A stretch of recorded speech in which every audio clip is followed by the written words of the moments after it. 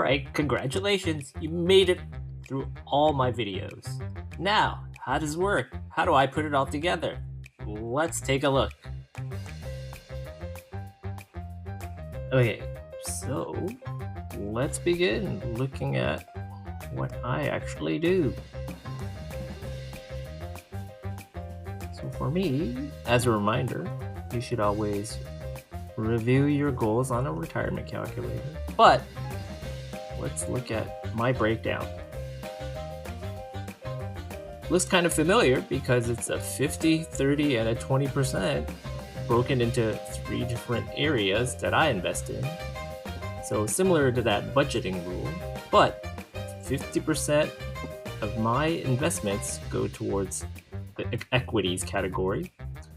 And that will include things like stocks, stock options, and something I call pre-IPOs, which are companies I can invest in before they go public.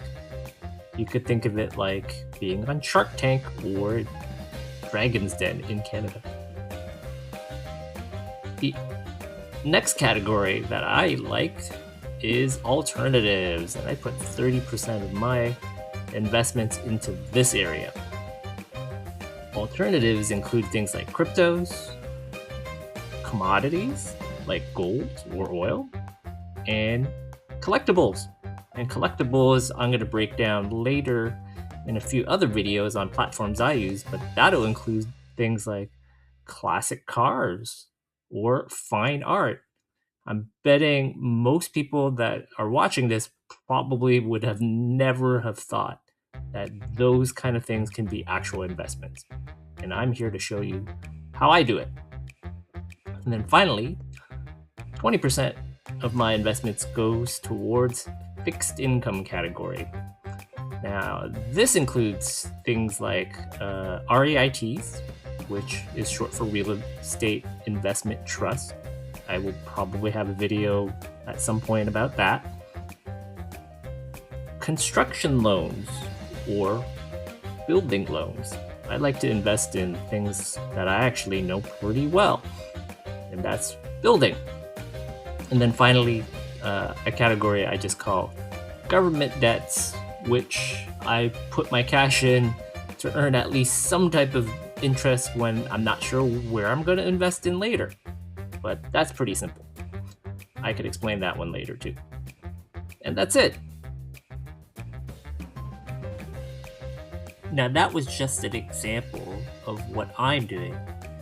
Everything can depend on your personal goals, your personal comfort in risk, and things can be completely different and be totally fine.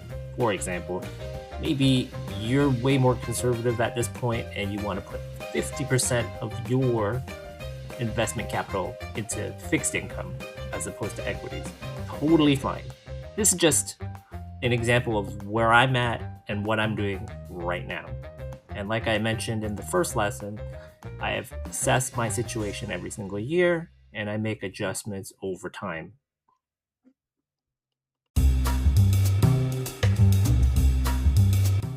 So that's the end of my retirement blueprint and the different lessons regarding retirement planning and risk management. Hopefully you've learned something, and if you want to learn a bit more about what I'm up to, I'm going to be making videos like I mentioned before on different things that I invest in and how I do it. Catch you on the next one. That's it for this video.